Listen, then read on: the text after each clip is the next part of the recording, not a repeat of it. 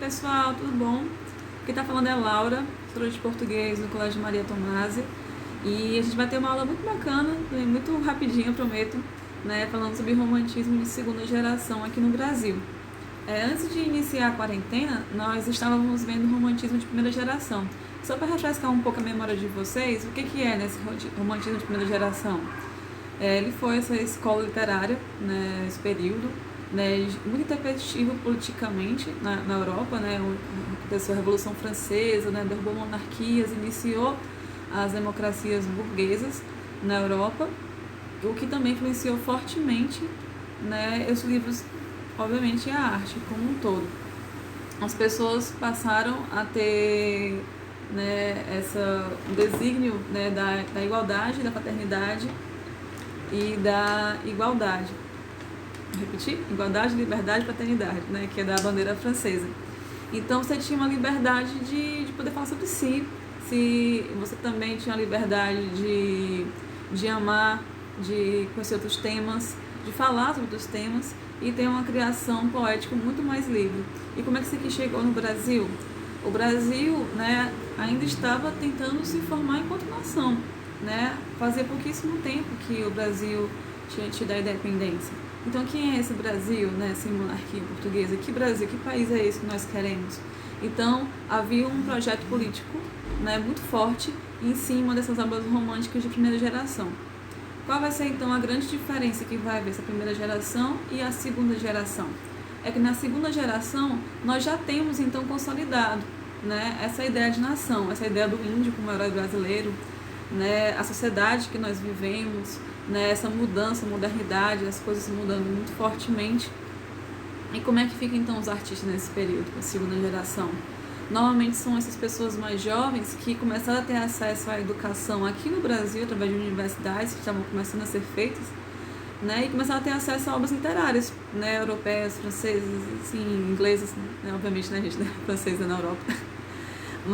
E tinha acesso a isso, a essas obras que eram muito românticas, muito subjetivas, muito, né, centradas no eu, e também ficaram, né, embebidas de todo esse movimento que estava acontecendo na Europa e trouxeram para cá também aqui no Brasil, né? Quem iniciou de fato, né, o romantismo de segunda geração, vou passar aqui o slide, se der certo aqui, foi na Alemanha, no século XVIII, né, mais ou menos por aí, e com um livro do Goethe, que é um dos maiores escritores alemães, né, que é o nome é O Sofrimento do Jovem Werther, que fala de um menino, né, um homem, né, muito jovem, que se apaixonou perdidamente por uma mulher, e era aquele amor louco, assim, né, ele, a vida toda era amar aquela mulher, e essa mulher não pôde, né, retornar esse amor a ele, ela se casou com outra pessoa, e quando isso acontece, ele resolve buscar o suicídio. Essa obra, ela marcou fortemente do que seria esse romantismo de segunda fase, como é que seriam as obras desse período. Tanto é que, né, esse período é conhecido como ultra-romântico, como mal do século, porque todo ele vai ser centrado nessa noção de escapismo. E o escapismo pela morte, como a gente vê com o Goethe. Esse período também, gente, é chamado de período byroniano, como a gente vai ver já já. Aqui no Brasil, né, esse mote da evasão da realidade era muito forte, como também era na Europa.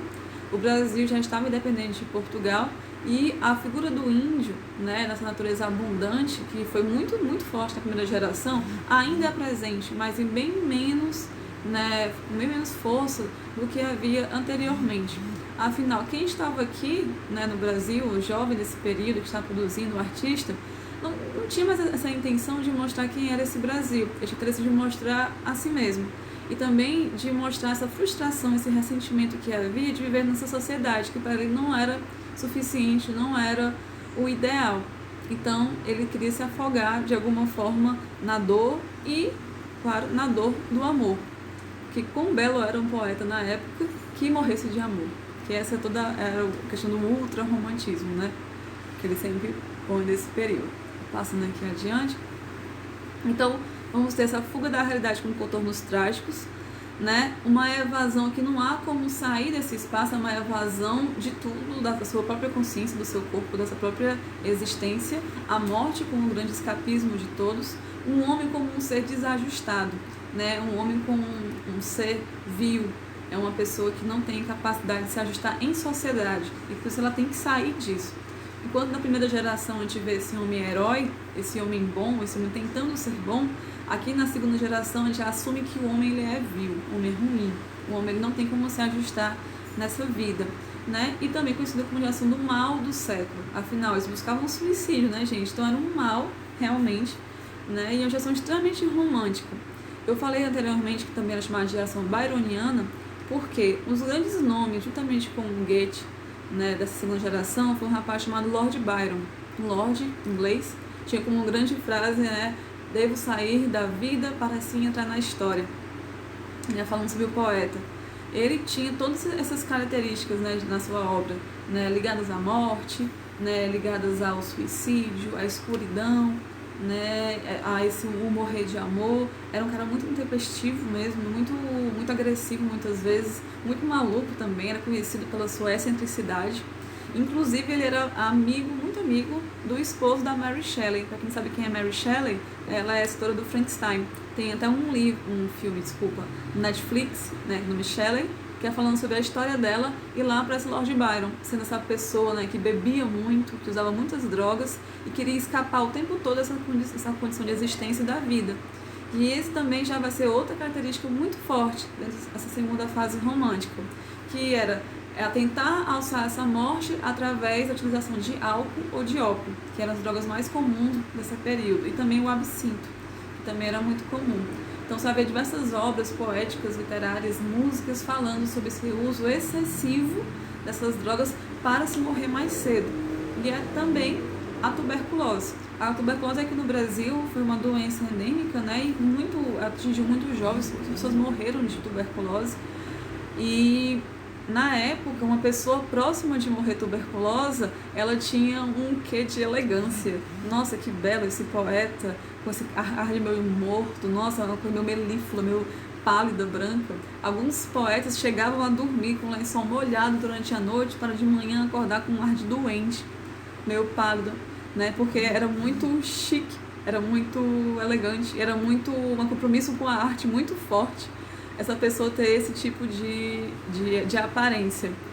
Eles faziam até mesmo festas em cemitérios, né? Os poetas dessa segunda fase, inclusive de um grupo do Álvaro de Azevedo, que é um poeta que a gente vai ver, eles costumavam se encontrar em cemitérios para beber, fumar e ler poesias um para o outro, né? Nessa proximidade da morte. E para eles, uma pessoa, um poeta que estivesse muito próximo da morte, tuberculoso, que no meio da citação da poesia, na declamação, pegasse um lencinho branquinho de linho, tossisse e saísse uma golfada de sangue, nossa, isso aí era o supra-sumo do que era ser um poeta romântico, um ultra romântico, né, esse byroniano. Outras características que a gente vai ver muito forte vai ser o quê? O isolamento, o sofrimento, o pessimismo muito forte, a dor existencial, é muito difícil viver, essa vontade de escapar da realidade, da vida, esse saudosismo, né, como se a infância fosse um período que muito brilhoso, muito nostálgico, também o que se passou fosse melhor do que hoje, então é muito saudoso, e o individualismo, juntamente, né, também com esse culto desse ego, né, desse eu, muito forte, porque todos os sentimentos vinham de si, então é como se todo ao redor fosse relegado à minha percepção. Então é muito individualista. É como você vê aqueles filmes românticos, né? Que tá tudo bem, aí de repente o casal briga, na hora que eles brigam começa a chover. É como se o mundo estivesse respondendo à tristeza da pessoa que está lá, passando aquele sentimento. Era similar a isso que acontecia nas obras, né, da segunda fase, né, desse romantismo. E quem vão ser os principais autores aqui brasileiros?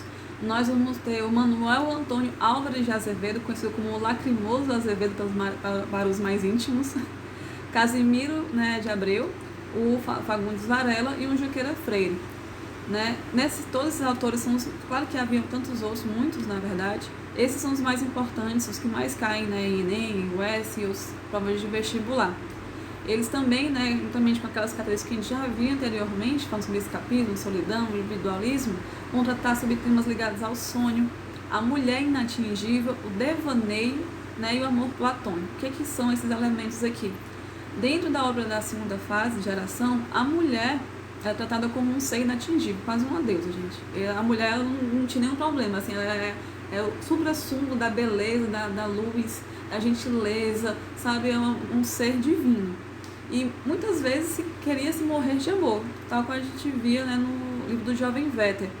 Então, essa mulher que nunca dá para se alcançar, esse amor platônico, porque sabe, amor platônico, aquele amor que você nunca fala, né, aquele crush infinito, né, você não fala que você está amando, você fica amando em silêncio lá, sofrendo sozinho, né, e o devaneio, né, essa coisa de se ficar pensando e saindo do espaço da realidade, estando no mesmo canto, o sonho também, né, o sonho como sendo um morrer estando vivo.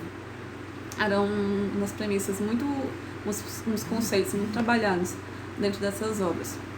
Vamos ler aqui rapidinho, só para a gente conhecer um pouco mais e poder comentar um pouco, uma poesia do Álvaro de Azevedo, só um trechinho, o nome é Soneto, e tem assim, ó: morro por ti, na minha aurora, a dor do coração, a dor mais forte, a dor de um desengano me devora, sem que última esperança me conforte. Eu, que outrora vivia, eu sinto agora morte no coração, nos olhos, morte. Então, ele fala que eu morro por alguém, né? Morro por ti, a dor do meu coração é a dor mais forte, né? E tudo agora para ele é morte, porque essa dor para ele é forte demais, a dor de um amor que não pode se consumir, né? Não pode ser consumado, perdão. Então, esse aqui é um pequeno exemplo, né, de como é a poesia de segunda fase. Aqui nós temos outro tipo de característica muito forte, né, que vai ser saudosismo, com a poesia Meus 8 Anos, Casimiro de Abreu. Preste atenção aqui, ó. Ó que saudades que tenho da aurora da minha vida, da minha infância querida que os anos não trazem mais. Que amor, que sonhos, que flores. Naquelas tardes fagueiras, à sombra das bananeiras, debaixo dos laranjais. Como são belos os dias do despontar da existência, respira a alma e inocência, como um perfume à flor. O mar é lago sereno, o céu um manto azulado, o mundo um sonho dourado, a vida um hino de amor. Você percebe que aqui é extremamente idealizado a nossa infância. A infância era perfeita, uma saudade, um saudosismo muito forte do que já passou. Isso, obviamente, é uma poesia que ele fez já com seus 20 e tantos anos lá, Casimiro de Abreu. Mas era um retornar à infância, um saudosismo, uma vontade de retornar a um espaço perfeito que não se existe mais, não se vive mais. E aqui, passando adiante também, nós temos aqui dois quadros que eu acho interessante, que também a arte, tanto quanto a literatura, ela vai acompanhar esses movimentos artísticos do período, não é?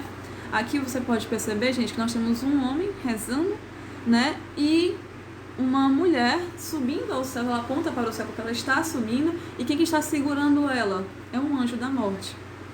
Então, é uma mulher que está morrendo, né? Ela muito pálida, com uma doença, muito delicada, muito melíflua, né? Muito, parece que vai sumir, cabelo muito louro, né? E esse anjo da morte que está aí por trás, né? Então, novamente, essa percepção da morte que se tem na segunda fase.